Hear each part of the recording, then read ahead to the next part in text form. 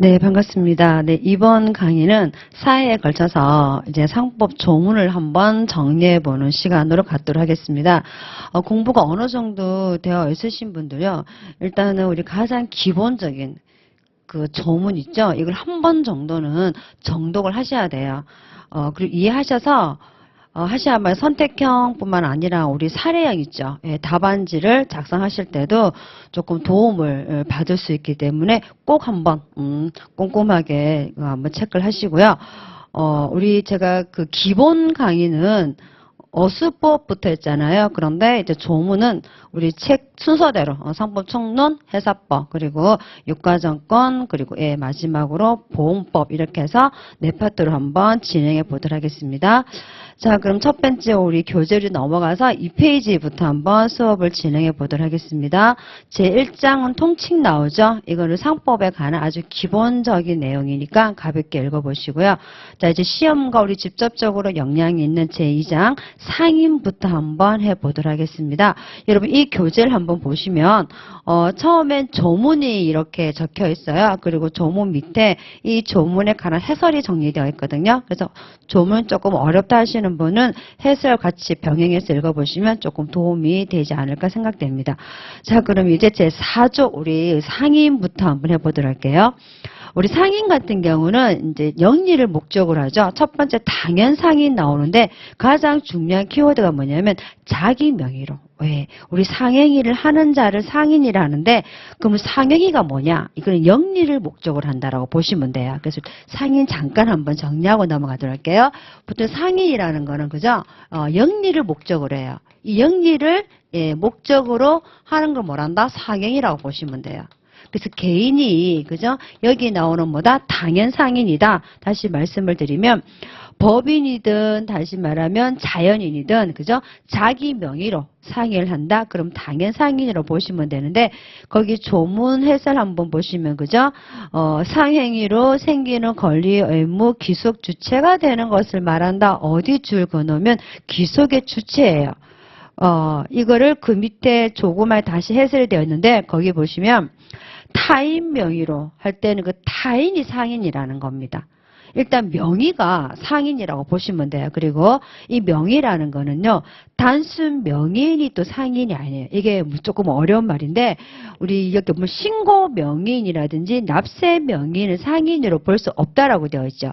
자, 예를 들어서 이 지금 갑이라는 사람이 우리 관세천자 일명 거기에다가 납세 의무자로 이 사람이 납세 의무자로 되어 있어요.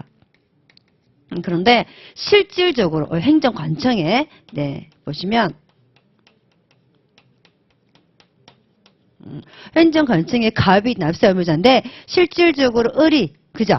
거래가 고객과 거래하여 실질적으로 그럴 땐 누가 상인이라고요? 그렇죠. 여기서 보시면 일단 행정관청은 상관이 없다. 다시 말씀을 드리면 실질적으로 일명 이 사람이 뭐냐면 권리 의무 주체가 된다라고 보시면 돼요. 그래서 갑이 뭐다? 상인으로 보면 된다. 그 말입니다. 그래서 거기에 신고 명의인은 상인이 아니다. 또는 납세 명의인은 상인이 아니다. 해서 행정관청을 요거 하나 적어 놓으세요. 행정관청하고는 상관이 없다라고 적어 놓으시면 됩니다.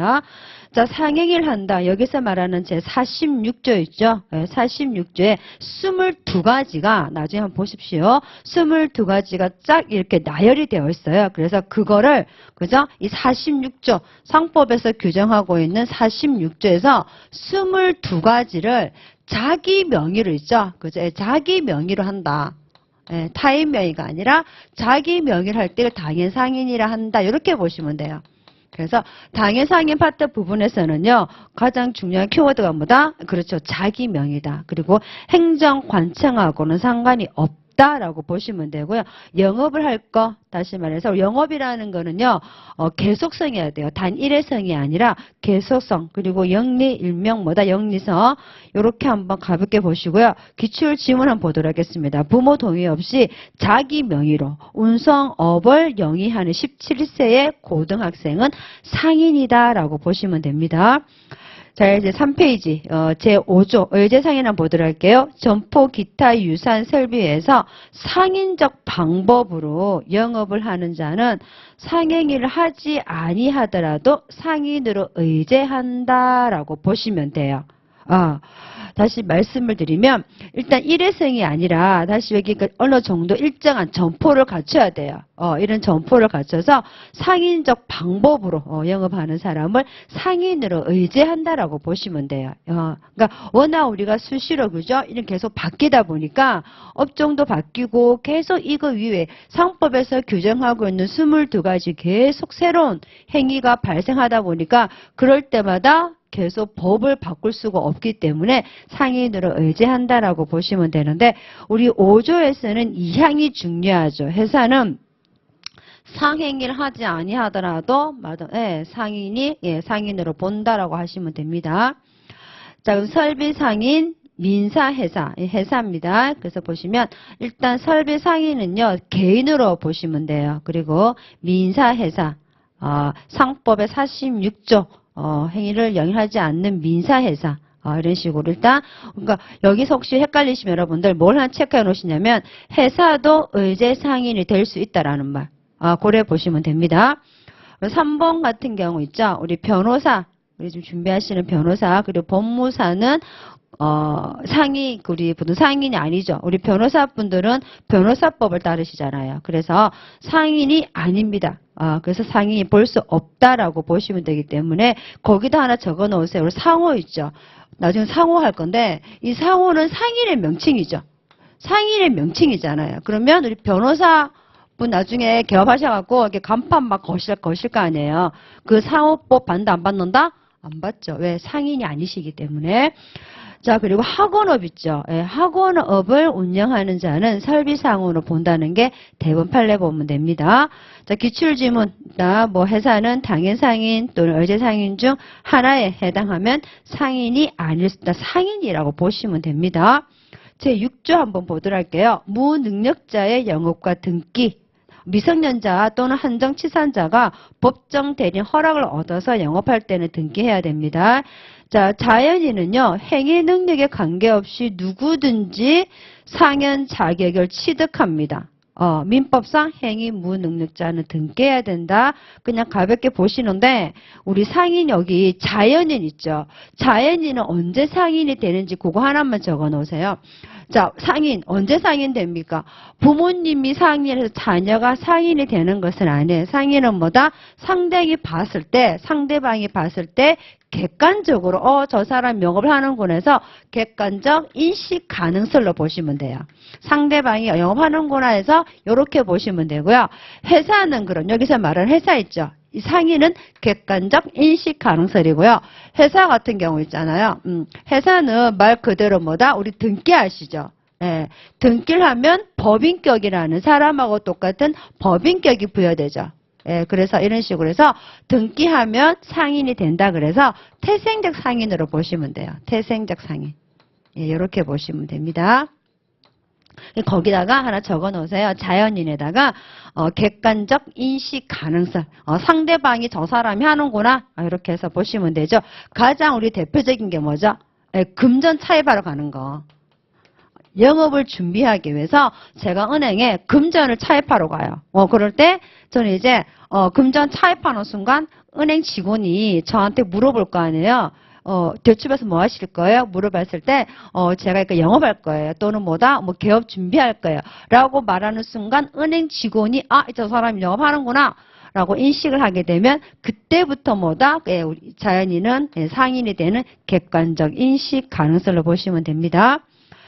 자, 기출 지문 한번 보도록 할게요. 보시면 일단 상법의 무능력자 또는 이의 법정 대리인이 영업을 할 때는요. 다시 말하면 법정 대리인이 대시할 때는요. 등기부에 등기하도록 되어 있습니다.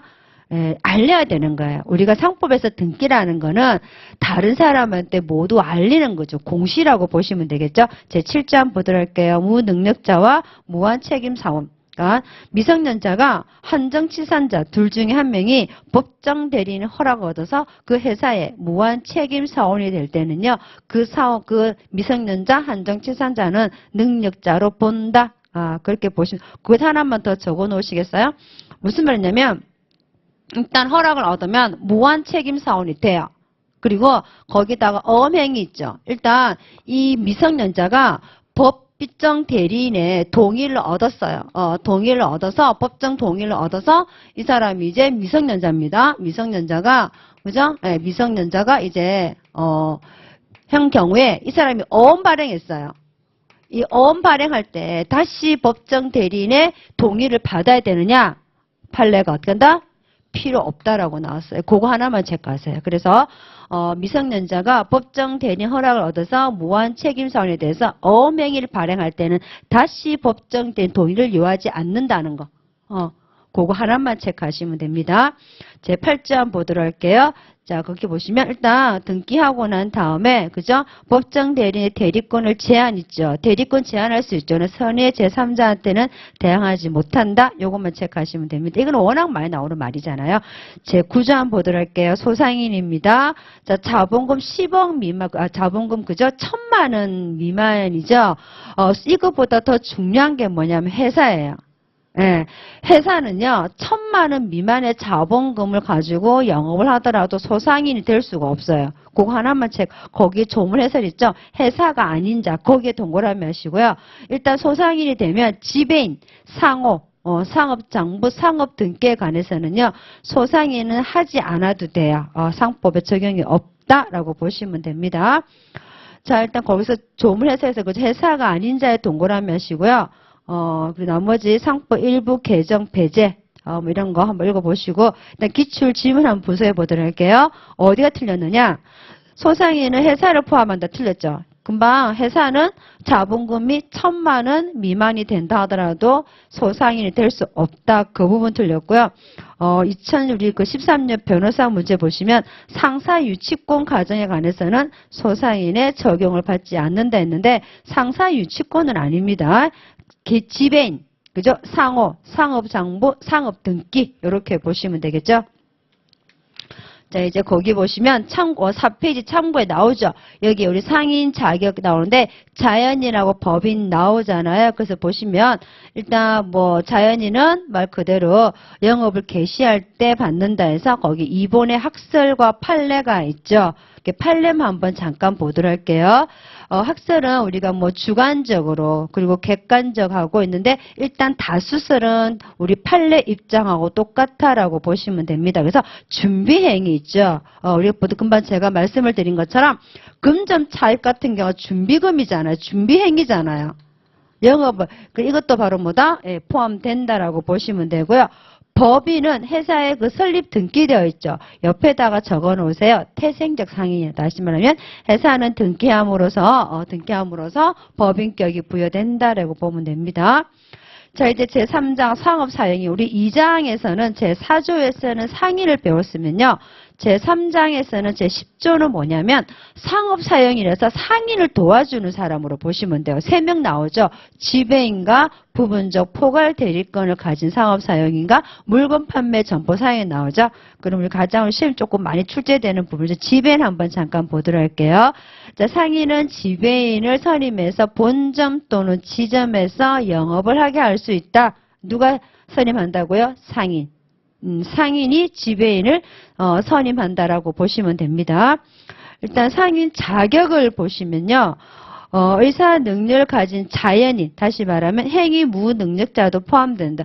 우리 민법에서 우리 잘 아시겠지만은 그 대리인 있죠. 예, 대리인 같은 경우가 행위 능력을 요하지 않는다 나오죠. 일명 정신 나간 사람, 우리 보통 한정치사한 옛날 썼는데 그런 사람도 전부 다 될 수 있다. 똑같다라고 보시면 돼요. 근데 어디가 중요하냐면요. 지배인 자격에서는요. 법인은 안 돼요. 왜 법인이 안 되냐면 형체가 있어야 돼요. 지배인은. 그래서 자연인만 돼요. 우리 나중에 뒷부분 가면 무한책임사원도 나오기 때문에 무한책임도 법인은 될 수가 없어요. 자연이라든지 무한책임사원 같은 경우는 형체가 있어야 되기 때문에 그래서 우리 이번 한번 보도록 할게요. 업무 집행사원이나 이사는 될 수 있으나 감사는 지배인을 못해요. 이거 제일 중요해요. 다른 거는 그냥 가볍게 보시더라도 우리 지배인 파트에서 하나만 체크합니다. 그러면은 그죠? 요거 하나. 업무 집행사원이나 이사는 가능하지만 감사는 지배인이 될 수가 없다. 요거 하나 체크하시고요. 기출 지문 한번 보도록 하겠습니다. 회사의 기관인 상무이사를 하더라도요. 부분적 포괄 대리권을 가진 회사는요. 그 사업사에 겸할 수가 없다. 2017년도 문제에 그 법전을 협회에서 나온 문제인데 일단 우리 상무이사 있죠. 예. 이사를 하더라도 부포 포괄할 수 없다라는 건데 거기 판례 있으니까 요거 한번 보시면 돼요. 할 수 없습니다. 자, 일단 제 11조 이제 한번 보도록 할게요. 지배인의 대리권 나오죠. 헷갈리면 지배인은 다 할 수 있어요. 영업주에 가름해서 재판상 또는 재판의 모든 행위를 다 할 수 있다. 그리고 지배인 대리권 제한할 수 있죠. 선의 제3자 대항하지 못한다라고 보시면 되는데 우리 지배인의 권한이 정형적 획일적이라고 되어 있는 거 아시죠? 법으로 나와 있어요. 뭐 하면 돼요? 재판상 재판의 모든 행위를 다 한다고 법으로 나와 있다니까요. 그렇지만 어떻게 한다? 대리권 제한할 수 있다라고 보시면 됩니다. 자, 나머지 뒷부분을 한번 읽어보는데 제3자의 악의 또는 중과실을 누가 입증한다고요? 영업주가 입증합니다. 지배인 입증하는 게 아니라 이때 영업주가 입증을 한다라고 보시면 되고요. 일단 우리 지배인 같은 경우는 금전을 차입한다든지 어음에 같은 모든 행위를 다 할 수 있다라고 보시면 되는데 못하는 걸 그냥 가볍게 보시면 돼요. 영업주 없이 새로운 점포를 개설한다든지 신분상이 당연히 못하겠죠. 기출 지문 한번 보도록 할게요. 지배인은요. 지배인이 아닌 점원, 기타 사용인 또는 선임 또는 해임을 할 수가 있다. 지배인은 그죠? 지배인이 아닌 사람을 선임 해임할 수 있지 지배인이 지배인 선임 못합니다. 그러니까 우리 지배인은 조금 전에 누구만 할 수 있다? 상인만 선임할 수 있다고 이렇게 보시면 돼요. 자, 이제 그 밑에 볼게요. 예, 일반적으로 상업 사용인은요, 상인의 영업 범위 내에서 속한 일에 관해서는 그죠? 대리할 수 있는데, 어디다가 줄을 그냐면, 영업과 관련 없는 일에 관해서는요, 특별한 수건이 없는 한 대리권 할 수가 없습니다. 아시겠죠? 그죠? 그러니까 원래, 영업에 관한 것만, 우리 지배인 같은 경우는, 이거 잠깐만 지울게요. 자, 지배인, 우리 지금 3명을 하는데, 이렇게 보시면 돼요. 지배인은, 그죠? 말 그대로 뭐냐면, 영업에 관한 것만 해야 돼요. 영업에 관한 거. 영업과 관련된 거 있죠? 관련된 거. 관련된 업무만 할 수 있다라고 보시면 됩니다. 자, 그래서 이제 5페이지 이제 공동지배인. 여러분들 있잖아요. 공동지배인 파트에서는요, 조금 말이 제가 상법 교수임에도 불구하고, 공동지배인 파트에서는 상법에서는 가볍게만 읽어보세요. 왜? 민법에서 나와요. 이건 왜? 우리 분들 대리 파트 굉장히 공부 많이 했었죠. 125조부터. 그래서 공동지배인에서는요. 우리 공동대리 있죠. 그거랑 똑같이 공부하시면 됩니다. 일단 일단 우리는 뭘 보냐면 그거를 보세요. 우리 조문 공부하시는 방법이 그걸 제 앞부분 잠깐 설명 안 하고 넘어갔는데 조문 공부하실 때요. 제목 있죠. 그거라도 한번 제대로 읽으시면 절대 선택해도 틀릴 이유가 없어요. 무슨 말이냐면 이 공동지배인이라고 적혀있죠. 그럼 우리 지배인이 공동지배인이 가능하단 말입니까? 아니단 말입니까? 가능하다는 소리예요. 요거를 보셔야 돼요. 그 밑에 보시면 13조 지배인 등기 있죠. 이 조문 제목만 우리가 똑바로 한번 정도를 하시더라도요. 선택형은 별 틀릴 게 없어요. 지배인보다 등기하라는 소리예요. 그리고 표현 지배인 나오죠. 그럼 우리 지배인이 뭐다? 표현 지배인이 성립이 되는구나. 그래 보시면 돼요. 그렇게 조문 공부는 그렇게 하시는 게 제일 좋아요. 그래서 일단 12조, 13조, 14조는요. 우리가 보통 공동지배인, 지배인 등기, 표현 지배인이 가능하다. 이렇게 보시면 됩니다. 그래서 표현 지배인 같은 경우는 그죠? 어디다 줄거냐면 우리가 보통 외관 존재, 외관 부여, 외관 신뢰하면 영업주가 책임을 진다. 그 정도는 우리 아시죠? 왜? 대리에서 나왔잖아요. 표현 대리에서. 우리 표현 대리에서 민법의 제125조죠. 표현 대리에서 우리 보통 외관 존재, 외관 부여, 외관 신뢰하면 그죠? 본인이 책임지잖아요. 그거라 보시면 돼요. 그런데 재판행위 못합니다. 예, 재판행위 안 된다라고 보시면 돼요. 재판 이외, 재판행위 말고 다른 업무에 관해서는 책임을 지지만 재판행위에 대해서는 책임을 지지 않는다. 그거 하나만 체크하시면 됩니다. 그리고요, 표현 지배인 있죠. 거기 하나 우리 판례 하나 적어 놓읍시다. 뭐냐면 상대방에게 과실이 있다 하더라도 과실상계 못합니다. 일단 표현 지변이 성립이 되면 상대방한테 과실이 있다고 해도요. 과실상계 못한다고. 이게 판례 입장이에요. 예. 판례 판례 사건 번호 적어 드릴게요. 95다에 39471요. 이 판례가 뭐냐면 요거 하나만 지금 빠져있는데 하나만 적어 놓으세요. 그래서 상대방의 과실이 있다고 하더라도 과실상계가 안 된다라고 보시면 됩니다. 자, 거기 보시면 일단 외관 존재, 외관 부여, 외관 넘어갑니다. 이건 워낙 많이 한 부분이죠. 우리 어디다 우리는 줄을 그어놓냐면 3번에 거기 거래 상대방이 외관 신뢰 거기다가 옆에 거래 상대방은요. 거래 직접 상대방. 그러나 어음수표는 취득자도 포함한다. 이거 하나만 줄거놓으세요. 네, 그렇게 보시면 됩니다. 자, 우리 2015년 변시 문제 한번 풀어볼까요? 지배인이요. 영업주 명의로 어음행위했어요. 그죠? 이럴 때 객관적으로 영업에 관한 행위로서 지배인의 대리권 범위에 속한다 할 것이므로 지배인이 개인적 목적을 위해서 어음을 행한 경우에도 그 행위는 뭐다? 예, 효력이 있답니다. 그리고 이 법리는 표현 지배인에 관해도 같다. 그래서 어디에 줄거냐면 표현 지배인 있죠. 그럼 제가 좀 표현 지배인은 재판 행위만 못한다 했잖아요. 예, 재판 행위. 우리 지배인 어음발행할 수 있습니다.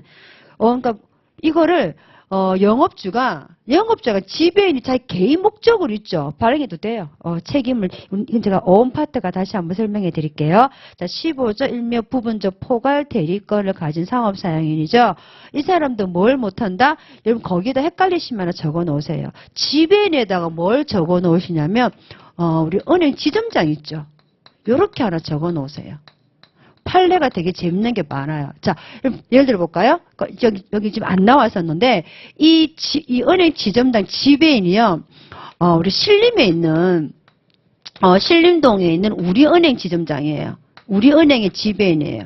자, 이 지점장이, 그죠? 역삼동 가서, 역삼동 지점에, 그죠?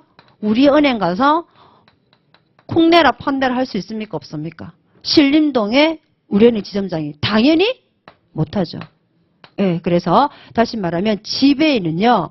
영업주와 관련된 거 있지만 자기 구역 안에서 다른 데 가서 어떻게 한다? 똑같은 지배인 할 수가 없습니다. 그거 하나 하나 그냥 이해만 하세요. 이런 판례가 있습니다. 여러분 부분적 포괄 대리권에다 뭘 적어 놓으시냐면 이거 하나 적어 놓으세요. 현장 소장명. 요렇게 하나 헷갈리면 부분적 포괄 대리권에는 요거 하나 줘. 현장 다시 말하면 건설 장소 있죠. 지금 아파트가 올라가고 있는 건설 현장 있죠. 거기서만큼은 이 사람이 뭐다? 예, 똑같이 영업자하고 행동을 진다라고 보시면 됩니다. 자, 그리고요. 그리고 이제 남은 별도의 수권행위 필요 없습니다. 판례입니다. 2007년도 판례가 여기 부포상 해 같은 것도 별도의 수권을 필요하지 않는다는 판례가 하나 있죠. 사건 번호 적어 드릴게요. 판결 번호인데 거기다가 하나 적어 놓으세요. 예. 2007년 2007년도 다에 보시면 2440에 보시면 거기 적어져 있어요. 별도의 수권 행위가 필요하지 않는다라고 보시면 됩니다. 일단 부분적 포괄 대리권을 가진 상업 사용인 대리권 범위, 지배인과 차이점 쭉 나오죠. 그리고 우리 부분적 포괄 대리권 가장 제 4번이죠. 그래서 일단 표현 지배인에 가장 규정이 유추 적용될 수가 없다. 몇 번 그죠? 중요하고 요거 한번 보도록 할게요. 그걸 보시면 네, 외관 존재, 외관 부여, 외관 신뢰한다 하더라도 부분적 포괄 대리권을 가진 상업 사익인까지 표현 대리까지 붙여주면 영업주한테 너무 가혹하다는 판례가 있어요. 그래서 4번에 줄거 놓으세요. 부분적 포괄 대리권을 가진 사용상인은 표현 지배인에 관해서 적용되지 않는다. 제목도 없잖아요. 그 표현 지배는 있습니다. 기출 지문 있죠. 아, 여기 나오네요. 예, 그래서 거기다, 17번 거기다가 이 사건 번호 하나 적어 놓으시면 됩니다. 밑에 한번 보도록 할게요. 그래서 보시면, 일단, 네, 작년 문제죠. 영업의 특정한 종류 또는 특정한 사항에 대한 위임을 받은 상업사유인 경우에, 그 업무 내용에 영업주를 대리해서 법률 행위를 하는 것이 당연히 포함되어 있어야 하는 것은 아니다. 틀린 지문이 포함되어 있어야 되죠. 틀린 지문으로. 이거는 특정한 종류, 특정한 사항은 지배인이 아닙니다. 부분적 포괄 대리권을 가진 상업 사용이라고 보시면 됩니다. 그래서 2017년도, 18년도에 한번 문제 출제되었던 문제고요. 이제 6페이지 한번 넘어가 보도록 할게요. 금방 조금 전에 말씀드린 건데 이게 뭐냐면 이렇게 보시면 돼요. 이 현장 소장은 건설 현장에서 그죠? 하는 엄마 이 사람이 실질적으로 자기가 그 밑에 채무를 보정한다든지 채무를 인수하는 행위는 가질 수 없다라고 보시면 됩니다. 그러니까 헷갈리면요. 이 현장 부분적 포괄 대리권을 가진 사용에서는 딱 두 가지만 외우세요. 선택해 오신 문제 푸실 때 부분적, 제가 부포상이라 적을게요. 부분적 포괄 대리권을 가진 사용인은 일단 표현이 안 되더라. 표현 지배인 적용이 유추 적용이 안 된다. 그거 하나만 체크하시고 두 번째 뭘 체크한단다? 금전 채무하는 거 있죠. 요거 이 두 개만 외우세요. 금전 채무 안 된다는 거, 보정 안 된다는 거, 그거 하나만 두 개만 꼭 기억하셔야 됩니다. 2015년도에 그저 펜 출제가 되었죠. 유추 적용 안 된다 나왔습니다. 자, 제 16조 물건 판매 점포 사용인 출제는 되지 않았는데 말 그대로 이렇게 보시면 돼요. 그냥 예, 이거는 물건 판매라 점포 안에서만 한다. 그렇게 보시면 돼요. 점포 안에서 이걸 제가 기본 강의 시간 같으면 조금 꼼꼼하게 지금 조문 특강 시간이라서 깊이 있게는 못 해드리고요. 일단 물건 판매 점포 사용 같은 경우는 점포 안에서 점포 여기 자 이게 말 문구점이다. 그러면 이 문구점 어떻게 한다? 안에서 하는 모든 행위는 영업주하고 같은 효력이 있다. 이렇게 보시면 됩니다. 그래서 거기 2번 하나만 살짝 보시면 돼요. 점포 밖에서 금방 안 된다 그랬죠. 요 안에서. 그래서 밖에 나가서 금전을 받아온다든지 그런 것도 할 수가 없다라고 보시면 됩니다. 자, 이제 제 17조 조금 중요하죠. 그 출제가 굉장히 많이 되었는데 우리 상업사용인 의무 한번 보도록 할게요. 상업사용인 금방 우리 3명 배웠죠. 영업주 허락 없이 자기 또는 제3자의 계산으로 영업 분류에 동거란 말이에요. 모든 행위 아닙니다. 영업주와 관련된 영업 분류에 속하는 거래를 하거나 회사의 무한 책임 사원 또는 이사 또는 다른 상인의 사용인이 되지 못한다라고 보시면 돼요. 이거 정말 헷갈리죠. 여러분들 상업 사용인은 자연인만 할 수 있거든요. 이 사람이 실제로 업무하는 사람이잖아요. 여기 다 보세요. 여기 보시면 금방 제가 읽은 파트 볼까요? 무한 책임료 자연인만 됩니다. 이사 자연인만 됩니다. 아시겠죠? 그래서 상업사용인은요. 자연인이 할 수 있는 거 헷갈리고 거기다 유한 책임자인 무한입니다. 회사의 무한 책임사원이고요. 이사고요. 다른 상인은 뭐다? 사용인이 되지 못한다. 거기다가 영업주 허락입니다. 2항 보도록 할게요. 여기는 어디 체크하시냐면 상업사용인이요. 만약 이걸 하면 안 됨에도 불구하고요. 했어요. 그런데 뭘로 했다? 자기 계산으로 했어요. 자기 계산을 하는 경우는 영업주 계산으로 본다. 동그라미 해놓으세요. 자기 계산 있죠. 예, 사용인이 지배인이 자기 이름으로 했다. 자기 계산으로 했다. 그럼 이 계산을요. 영업주 계산으로 뺏어올 수 있어요. 근데 만약에 제3자 있죠. 예, 제3자 계산으로 했다. 그럼 이거는 영업주 계산으로 보는 게 아니라 영업주가 이득 양도를 청구할 수가 있습니다. 동그라미 해놓으세요. 2항에서 자기 이름하면 영업주 가지고 올 수 있지만 제3자 계산을 할 때는 뭐다? 이득을 청구할 수 있다. 그리고 제3항 그죠? 요거 한번 보도록 할게요. 자, 다시 말씀을 드리면 일단 하면 안 돼 했어. 그럼 어떻게 다 잘리죠. 예, 계약을 해지할 수 있고요. 또는 뭐다? 손해배상 청구도 할 수 있는데 계약을 해지했다고 해서 그죠? 예, 영업 손해배상에 영향을 미치지 않습니다. 다 받아낼 수 있습니다. 2주간 또는 뭐다? 1년 안에 하면 된다. 넘어가도록 할게요. 자, 조문 해설을 한번 보면 거래 금지 의무와 겸직 금지 의무 있죠. 이게 바로 뭐냐면 경업 금지 의무예요. 경업 금지. 이 두 가지라고 보시면 됩니다. 이거 어떠냐면 경업 금지 안에요. 이거는 경업 금지고요. 그죠? 경업 금지하고 두 가지가 나오죠.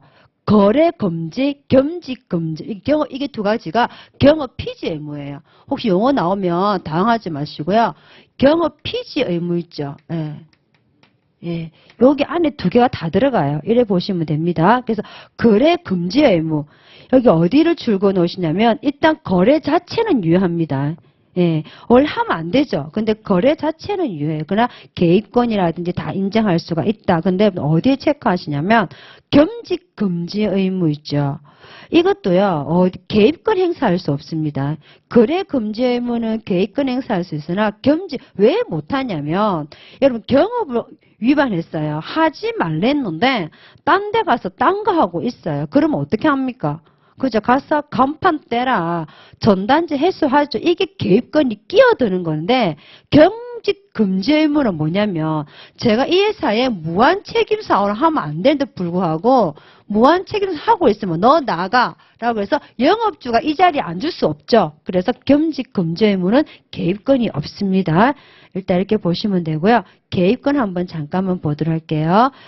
그래서 여기 보시면 일단 형성권이다 쭉 나오죠. 예, 일단 기출 지문 보면서 한번 다시 한번 정리해 드릴게요.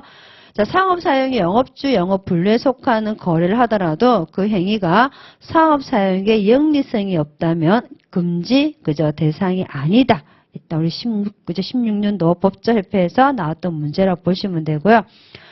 영리성이 없다면 일단 그렇게 정리하십시오. 두 번째 한번 보도록 할게요.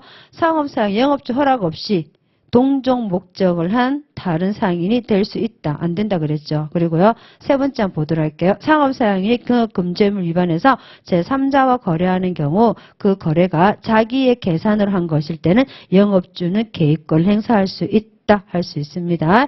그리고 네 번째 그리고 동의를 요하지 않는다라는 거.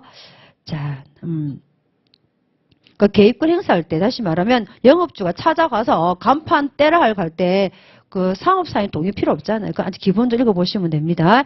자, 그리고 7페이지. 그죠? 네. 어쨌든 영업주가 이제 하게 되면 위반하면 이 지배인 해임시켜야 되겠죠. 별도로 손해배상도 할 수 있죠. 그래서 간판도 어떻게 한다? 개입권 행사할 수 있다라고 보시면 됩니다. 자, 그리고 17년도 그리고 쭉 읽어보시고요. 자, 상호 한번 보도록 할게요. 18조, 상호죠. 여러분, 상호를 공부하실 때는 반드시 영업양도와 같이 공부하셔야 됩니다. 문제가 상호 단독 출제는 거의 안 되죠. 영업양도랑 섞어서 영업양도할 때 상호랑 같이 넘어갔느냐, 적용되었느냐, 그러하지 아니하느냐, 그거로 합시죠. 일단 상호부터 한번 보도록 할게요. 가장 상호는 뭐다? 자유입니다. 마음대로 하면 돼요. 자유롭게 선정할 수 있어요. 아시겠죠? 상인은 상인입니다. 그 성명 또는 명칭을 상호로 정할 수 있다. 대신에 발음이 돼야 됩니다. 발음이 안 되는 건 안 되죠. 그래서 문자로도 표시가 돼야 됩니다. 그런데 어디 하냐면 그 회사가 아닌 사람은 상호 사용 의무가 별로 없어요. 회사는 반드시 회사라고 그 19조 나오죠. 회사는 반드시 이게 한 명인지 합자인지 유한 책임 회사인지 반드시 문자입니다. 기호나 도형 안 됩니다. 일단 회사는 상호는 반드시 등기해야 됩니다. 그리고 자연인은 그냥 알아서 하라고 보면 됩니다. 그게 2012년도 법전은 기출 지문이죠. 일단 상호 가볍게 보시고 일단 20조부터가 중요하죠. 상호를 부당하게 사용 금지 못합니다.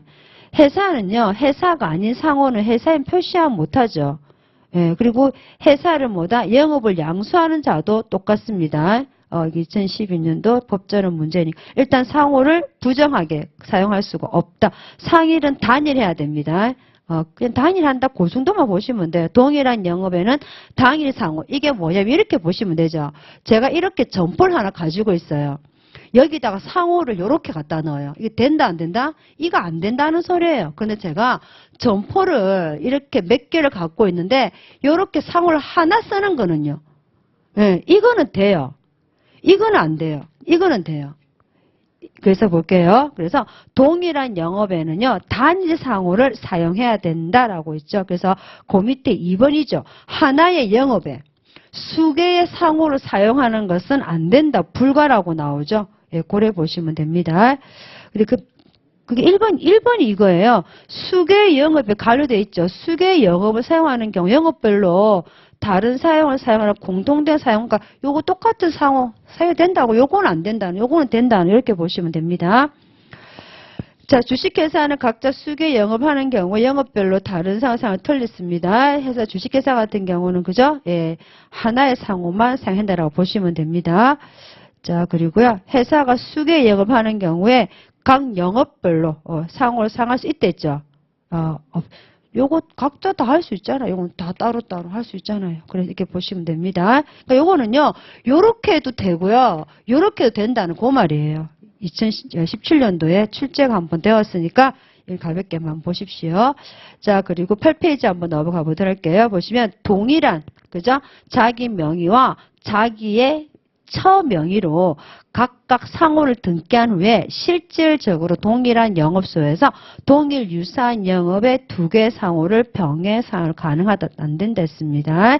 이제 동일한 영업소에는 그죠? 이런 식으로 병해 왔다 갔다 하면 안 됩니다. 자, 거기다 타인을 등기한 상호는요. 어디 동그라미 하냐면 동일한에 동기하세요. 동그라미 하세요. 인접한 아닙니다. 나중에 제가 영업양도 파트 가면요. 영업양도는 인접한, 동일한 둘 다 나와요. 인접한, 동일한. 그런데 상호 있죠. 상호는 동일한만 인접하면 틀립니다. 아시겠죠? 상호는 동일합니다.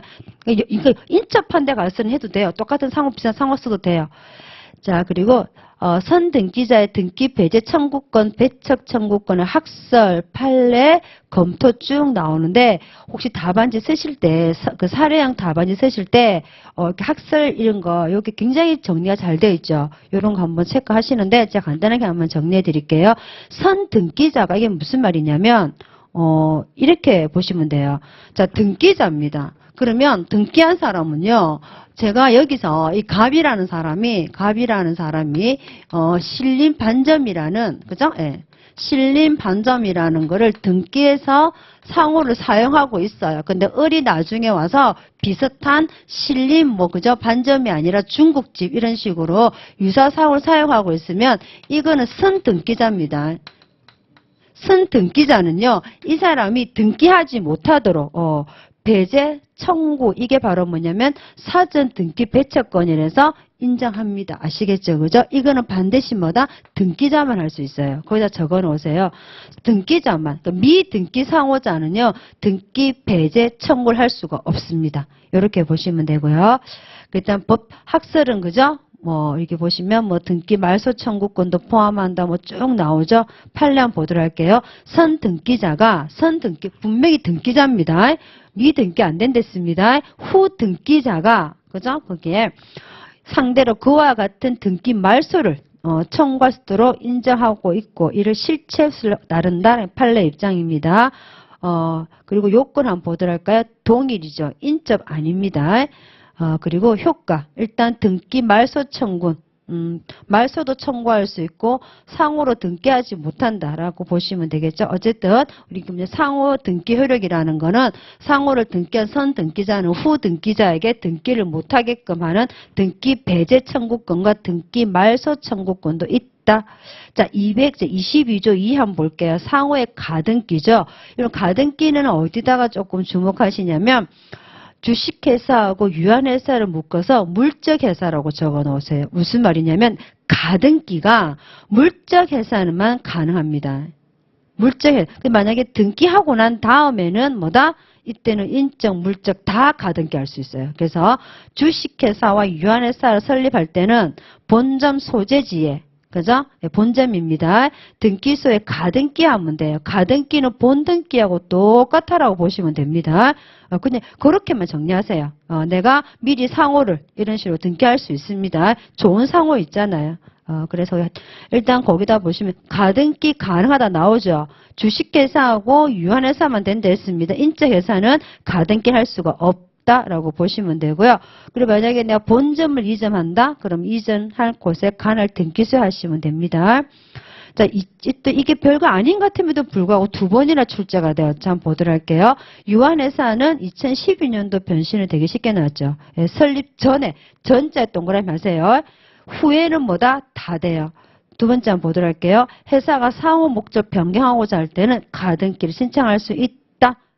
이렇게 해서 보시고 주체를 오인하는 상호 사용 금지되어 있죠.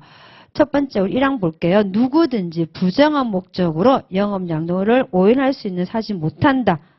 그리고 손해받을 염려가 있거나 또는 상호를 등기한 자는 그 배제를 청구할 수 있다. 일단 내가 상호를 등기를 배척한다 하더라도 손해배상을 받을 수 있다. 그때 손해배상에다가요, 하나 적어 놓으세요. 손해배상에는 뭐가 돼야지만 손해배상할 수 있냐면, 부정한 목적과 오인 가능성이 다 있어야 돼요. 하나도 빠지면 안 돼요.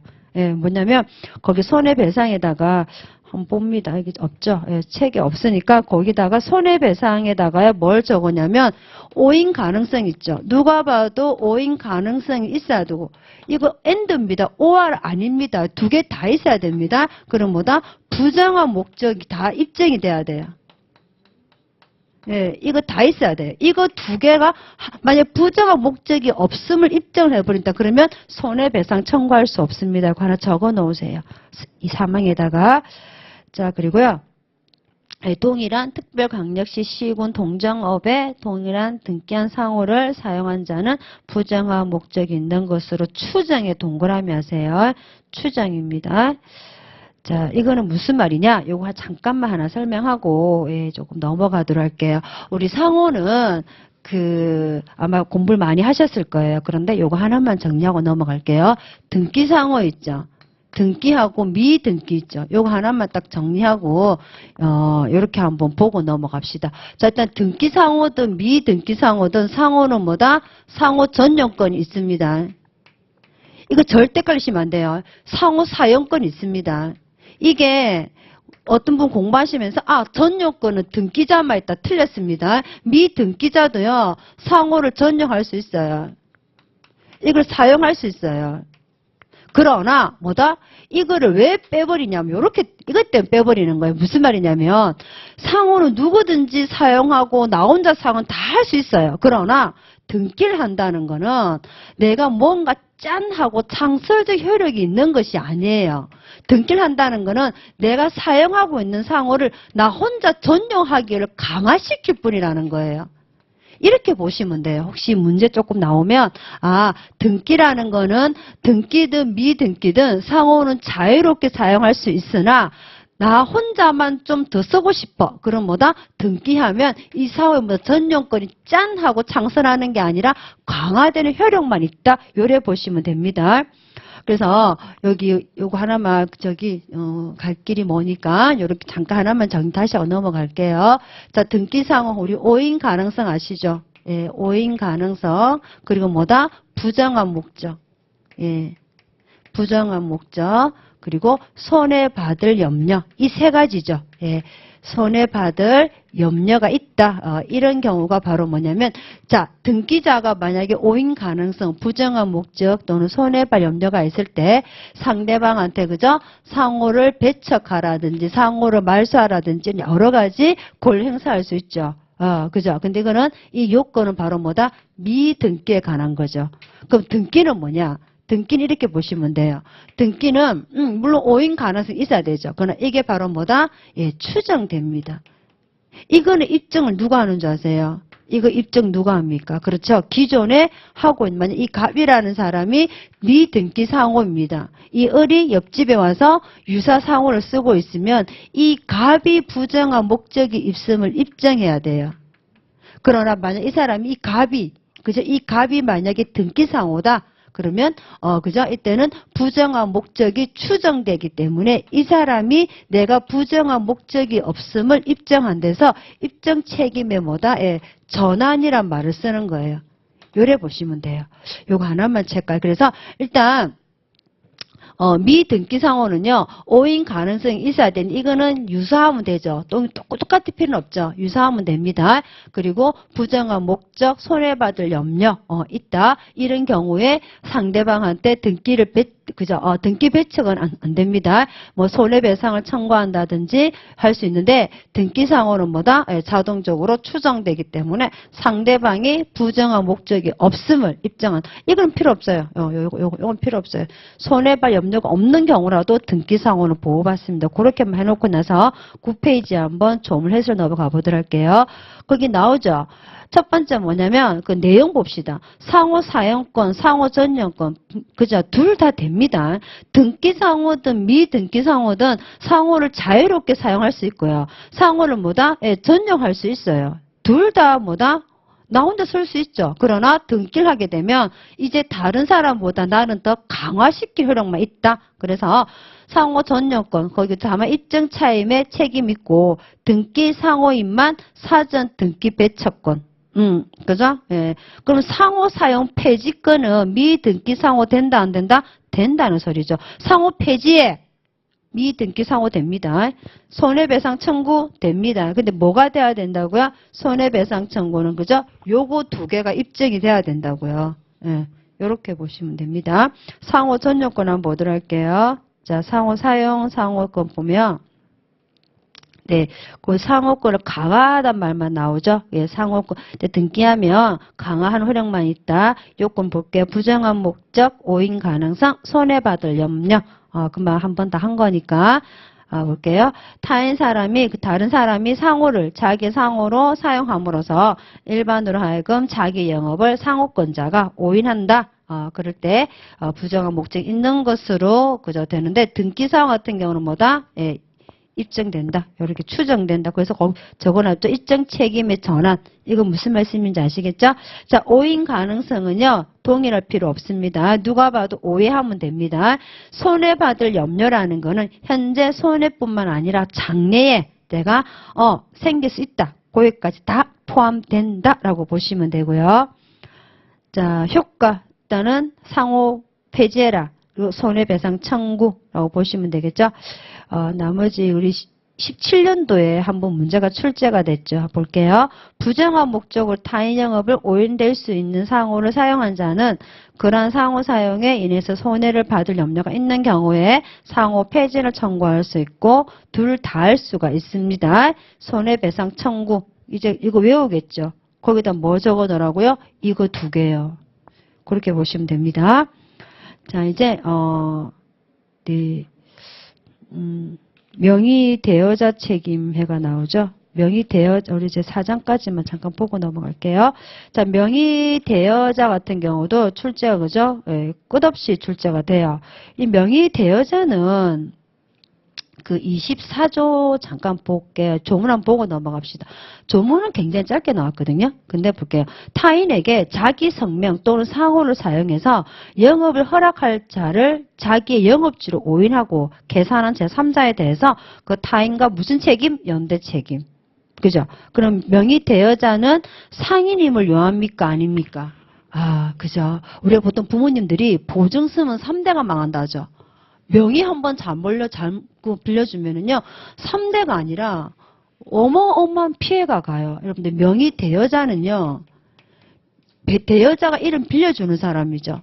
명의 대여자는 상인임을 요하지 않습니다. 상인 들어오세요. 상인 아니든, 그러니까 여러분도 빌려줘도 돼요. 대신에 뭐다? 명의 차용자 있죠. 여러분의 이름을 빌려가는 사람은 상인이어야 돼요. 그렇게 보시면 돼요. 그 가장 중요한 키워드입니다. 자, 그리고요, 어디 이제 보시냐면은, 책임 요건, 또 외관 존재 쭉 나와요. 근데 우리 보통 필요한 몇 가지만 짚고 한번 넘어가 볼게요. 명의의 동일성 나오죠. 근데 거기에다가 뭐, 이걸 읽어보시면 아실 거예요. 근데 그냥 걸어놔 볼까요? 상호 아래 대리점 있죠. 대리점은 아니에요. 우리 혹시 영업소하고 대리점 차이점 아세요? 영업소. 가다 보면 영업소 적혀있고 대리점 적혀있죠. 우리 좀 이따가 그 각취 부분 가면 제가 대리상 배울 거거든요. 이거 독립된 거예요. 독립된 상인입니다. 이것만 우리 보통 지점으로 보고 있어요. 요건 아니에요. 명의 빌려준 회사가 우리 보통 보면 영업소 굉장히 많잖아요. 그죠? 큰 대기업이 각 지점마다 이렇게 막 설치해 주는 거죠. 그건 영업소고요. 여기다 제가 전자 있죠. 뭐 삼성전자. 제가 특정 상호 좀 그런데 어쨌든 뭐 삼성전자 대리점. 이 대리점 있죠. 이거 명의대여 아닙니다. 대리점은 그냥 독립된 상인으로 보시면 돼요. 그리고요. 자, 그 밑에 중요하죠. 명의대여자는 상인일 필요고, 그러니까 헷갈리면 나도 이름 빌려줄 수 있어. 그러다가 지자체 있죠. 거기도 헷갈리면 우리 중년 판례 인천 직할시 하나 적어 놓으세요. 아마 판례가 나오면 인천 직할시가 나올 거예요. 무슨 말이냐면 그 다른 사람이 인천 직할시의 명의를 빌려서 병원 하나 설립하거든요. 그래 만약에 문제가 발생하면 인천 직할시가 명의 책임을 지느냐, 판례가 책임져라 그랬어요. 그게 그 판례가 그 사건 번호 판례번 85 다카에 2219 있죠. 그 판례예요. 혹시 요거 나옵니다. 인천 직할시 나올 겁니다. 고려 보시면 되고요. 동일성 또 넘어갑니다. 읽어보시면 다 아실 거예요. 자, 외관 부여 10페이지입니다. 그래서 일단 이거는 뭐냐면 제가 이름을 빌려주는 거죠. 이거 무시적으로 입 다물어도 돼요. 야, 빌려줘. 아무 말도 안 해요. 빌려준 겁니다. 근데 단 일회성 있죠. 예, 요거는 아닙니다. 내가 한 번 빌려 쓴 거 있죠. 그거는 아니라고. 3번에 일회성 있죠. 그거 아니라고 하시면 되고요. 거기 2번 있죠. 위법한 명의에 대해서 예를 들어 약사면인데 거기다가 농약 판매라고 하나 적어 놓으세요. 농약. 판례가 나오면 농약이 나올 거예요. 유명한 판례거든요. 원래 농약은 아무나 파는 게 아니라 자격증 있는 사람이 팔아야 되는데 자격도 없는 무자격자한테 농약을 팔게 했거든요. 그래갖고 이 사람이 잘못 팔아서 이 거래한 상대방이 그 약물을 치워버렸어요. 그럴 때 이 명의자가 책임이 있다고 해서 원래 이 불법 행위 자체가 그죠? 원래는 이 불법 행위잖아요. 해당이 안 되죠. 그러나 제3자한테는 책임을 져요. 그래서 약사면에다가 농약 판매라고 하나 적어 놓으세요. 아마 하면 그 판례가 아마 나올 겁니다. 자, 단순 부작위 이거 그죠? 해당하는 여부에서 그 판례가 쭉 나오죠. 꼭 한번 읽어 보십시오. 자, 상대방의 오인 그죠? 경과실, 중과실 나오죠? 경과실입니다. 예, 경과실로 보시면 되겠죠? 상대방의 경과실, 오인했을 때, 효과 한번 볼게요. 일단 뭐다? 부진정 연대 책임이라고 보시면 되죠? 그래서 누구에 대해서도 채무 변제를 청구할 수 있습니다. 그러니까 다시 말하면 제3자는 차용자한테 하든 대여자한테 둘 다 어떻게 한다 할 수 있다. 연대 책임이니까. 그리고 2번에 조금 체크하세요. 명의 대여자와 차용자는요, 항변을 원용할 수 있다. 그죠? 그래서 부진정 연대 채무는요, 그러니까 다시 말씀해요. 이거예요. 명의 대여자가 항변할 수 있는 사유를 가지고 차용자가 항변한다. 그 말입니다. 그리고요, 네. 자, 그리고 보시면, 네. 명의 부진정 연대 채무 1인에 대해서 이행 청구 또는 채무자 1인 행한 승인 등 시효 사유가 효력을 미치지 않는다 했습니다. 이거 2번은 조금 중요한 판례니까 보시고요. 책임의 범위, 그죠? 책임의 범위 보시면 우리 불법 행위 채무 요거 있죠. 이게 뭐냐면 거기다가 적어 놓으세요. 이게 정확하게 따지자면 이게 불법 행위도요. 영업과 관련된 불법 행위는 책임을 지는데 사실적 불법 행위 책임을 안 져요. 판례가 있는데 어쨌든 보면 이거는 예를 들어서 이 고용한 사람이 가다가 사람 행인을 한 명, 유명한 판례입니다. 지나가는 사람 행인을 다치게 했거든요. 이게 이제, 예를 들어 제가 항상 쓰는 삼성건설이라는 건설회사가 있는데, 이 회사의 명의를 빌려서, 원래 신림건설인데, 이 신림건설이, 이 삼성건설의 명의를 빌려서 건설업을 하고 있었거든요. 그래서 여기서 이 사람의 직원이 이렇게 차를 몰고 가다가, 한 사람의 행위를 치었어요. 이런 식으로 행위를 다치게 했는데 이 차에도 삼성건설이라고 적혀 있어요. 근데 이 사람 삼성건설 직원은 아니에요. 신림건설 직원이에요. 이 행인이 삼성건설한테 가서 이 불법 행위 맞죠?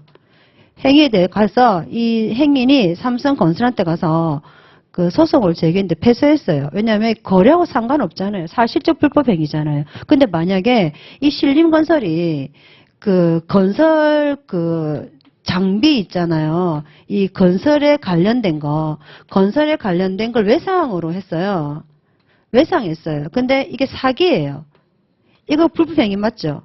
이런 경우는 책임 있다고 나왔어요. 그래서 거기서 하나 적어줘서 불법행위에 관해서 영업과 관련된 건 책임 있고 사실적 거는 책임이 없어요. 그거 좀 분리해 놓으세요.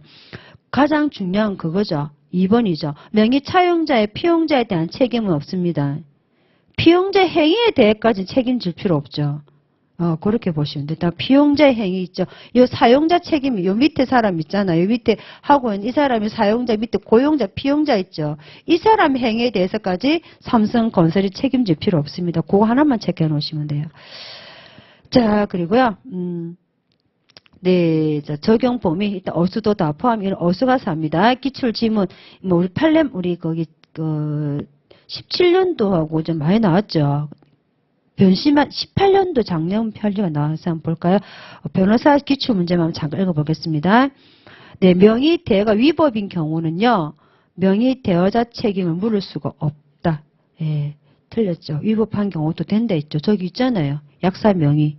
이게 뭐냐면 약사 명의 위법했잖아요. 그죠? 약사 이거. 그러면 제가 조금 전에 농약 책임진다 그랬죠? 고려 보시면 14년도 출제 문제고요. 또 14년도 문제 한번 볼게요. 영업을 임대함으로써 자신의 상호를 관리해야 할 의무가 있는 자는 영업의 임차인이 자신의 상호를 그 영업에 사용하고 있는 걸 알면서 묵인한 경우는 제가 좀 무시적으로 하면 된다고 입 다물고 있어도 돼요. 예, 책임을 진다 했습니다. 고려 보시면 되고요. 그리고 또 18년도 작년의 문제죠. 올해 나왔죠. 볼게요. 명의 대여자 책임은요. 명의 차용자 행위만 한한다. 피용자 안 된다 했습니다. 일단 그렇게 한번 보시면 되고요.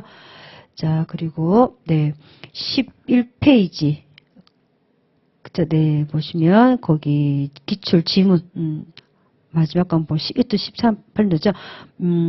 명의 대여자가 상인이 아니거나 피용자 영업이 상행위가 아니다 하더라도 명의 대여자의 책임이 성립할 수 있다. 여러분 명의 대여자는 상인이면 아니 된다. 대신 명의 차용자는 상인이어야 됩니다. 명의 상인입니다. 아시겠죠? 자, 상호 양도만 한번 잠깐 보도록 할게요.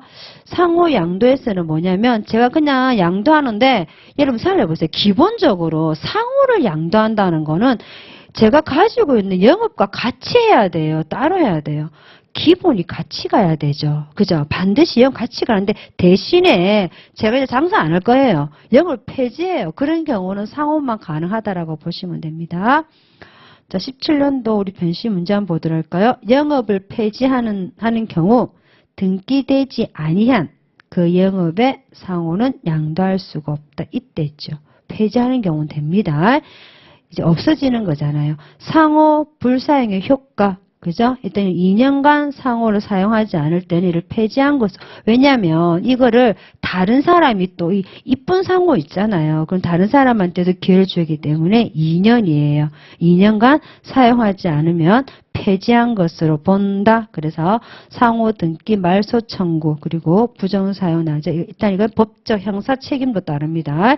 200만 이하의 과태료에 처한다까지만 보시면 돼요. 그래서 상호 사용에서는 그거 하나만 체크해서 2년 있죠. 숫자 굉장히 많이 나오는데 우리 변호사 시험 분들은 숫자 많이 안 되죠.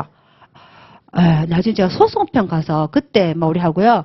이런 뭐 가등기 이런 거는 그냥 가볍게 안 본다. 우리는 변호사하고 직접적인 관련된 소송 숫자는 다 외우셔야 됩니다. 근데 그 나머지 숫자는 그렇게 중요하게 아니니까 일단은 2년만 보세요. 자, 그럼 조금 쉬었다가 제 5장 상업장부 한번 같이 정리해 보도록 하겠습니다.